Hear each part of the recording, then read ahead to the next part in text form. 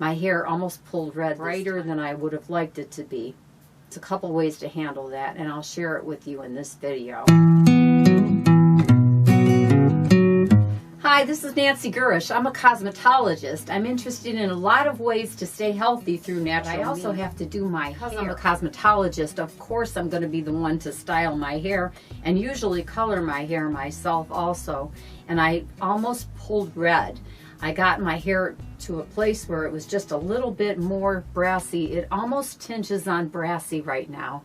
And that's because of the peroxide that I use. That's because of the choice that I picked in level of color and the developer strength that I used. I used only 20 volume, but my choice of levels was 8N and 8G. I wanted to get a nice medium blonde in my hair, but it was just a little bit higher of a level than my hair really needed to be. Could have done it differently in two different ways. I could have chosen a level 7 to mix with the level 8, and that would have brought the color level down. I could have diluted the peroxide some, and I've done this. So I'm speaking to professional hairstylists or people who really understand how to use developer or peroxide with color. What I've done in the past, I've frequently cut the developer strength down. Developer comes in many different levels or strength. This, as example, is a 40 volume. That's a 40 volume. This is another 40. This is a 30. What I used just lately was a level 20. Now I could have cut it down by mixing it with some level 10. That would have cut the 20 down to 15. If you understand how to do that, you can do that. Another thing I've done in the past is cutting it down with water. Most of the time I would use my bottled water that I happen to be drinking at the time. I wouldn't use tap water for this. I would use my bottled water that I'm drinking if it's a good filtered water, or I would use a distilled water for this purpose. I know that tap water would not be good. I would have to measure this carefully.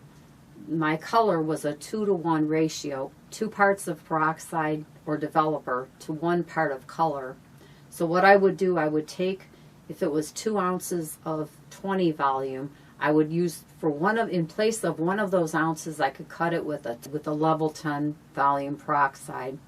That would cut it down a little bit, cut down the strength of the peroxide, and then my hair wouldn't have lifted so much. It would have deposited more and lifted less. I think I would have used a 2-to-1. I think a 2-to-1 10 volume to 20 volume peroxide in my situation would have been sufficient and would have done the job. If I've been short of 20 volume as an example, I've taken a 40 volume and cut it with a 20 in order to bring the level down. It takes time to become proficient at this.